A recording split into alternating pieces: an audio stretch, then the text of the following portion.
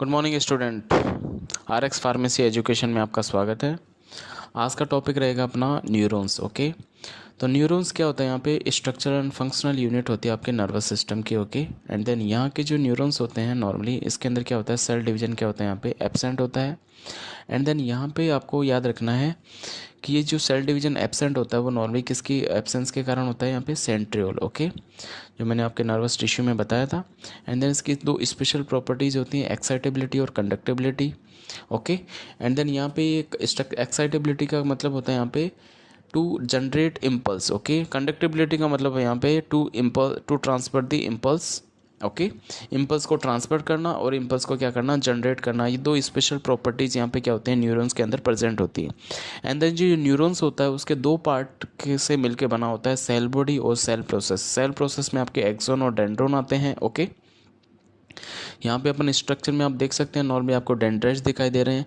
अगर एक small cell process होता है उसको अपन क्या बोलते हैं, डेंड्रोन बोलते हैं। जो बड़ा सेल प्रोसेस होता है, जो बिग होता है, जिसको अपन क्या बोलते हैं, एक्सोन बोलते हैं।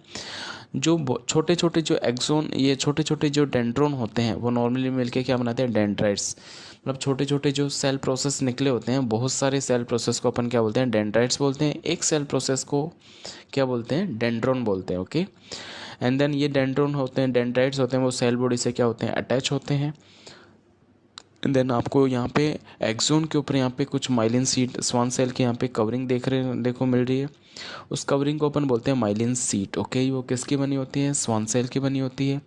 एंड देन यहाँ पे इस कवरिंग जो माइलिन सीट है उसके बीच में कुछ स्पेस दिखाई दे रहे हैं, जो स्पेस को अपन बोलते हैं node of Ranvier. Okay, and then ये नोड ऑफ रेनवियर क्या करते हैं, ट्रांसमिशन को क्या करते हैं, फास्ट कर देते हैं। ओके, एंड देन यहाँ पे एक्सोन, यहाँ पे फर्दर, यहाँ पे एक्सोन क्या है, यहाँ पे फर्दर ब्रांचोज में क्या होता है, डिवाइड हो जाता है। इसके एंड पार्ट को अपन क्या बोलते हैं, यहाँ पे कुछ एंड पार्ट क्या हो जाता है, थिक नुमा स्ट्रक्चर बनाता है, मोटी हो जाती हैं। ओके, थिक हो जाती हैं, जिसको अपन क्या बोलते हैं, एक्सोन टर्मिनल। तो यहाँ पे अगर अपन सेल बॉडी, अपन न्यूरॉन्स की अगर देखें तो सेल बॉडी को अपन क्या बोलते हैं, साइटोन भी बोलते हैं। एंड देन यहाँ पे जो सेंट्रोसोम होता है, ओके, सेंट्रियोल या सेंट्रोसोम, जिसको अपन सेंट्रोसोम भी बोलते हैं कभी कभी। ओके, तो सेंट्रोसोम क्या होता है, यहाँ पे एब्सेंट होता है, और अदर सेल ऑर्गेनल्स यहाँ पे क्या होते हैं, यहाँ पे प्रेजेंट होते हैं। इसके एब्सेंस के कारण यहाँ पे क्या होता है, सेल डिवीजन यहाँ पे क्या होता है, एब्सेंट होता है। एंड देन सेल बॉडी के अंदर यहाँ पे कुछ निसल्स ग्रेन्यूल्स होते हैं, जो यहाँ पे रफ एंडोप्लाज्मिक रेटिकुलम का यहाँ पे क्या होते हैं, यहाँ पे पार्ट होते हैं। एंड देन अपन जानते हैं रफ एंडोप्लाज्मिक रेटिकुलम क्या होता है, इसके एंडोप्लाज्मिक रेटिकुलम के ऊपर क्या होते हैं, राइबोसोम प्रेजेंट होते हैं, जो प्रोटीन का फॉर्मेशन करते हैं। तो जो निसल्स ग्रेन्यूल्स होते हैं वो क्या करते हैं, प्रोटीन का फॉर्मेशन करते हैं। Okay, and then cell process जो मैंने आपको बताया था कि ये डेंड्रोन दो टाइप के होते हैं, डेंड्रोन और एक्सोन।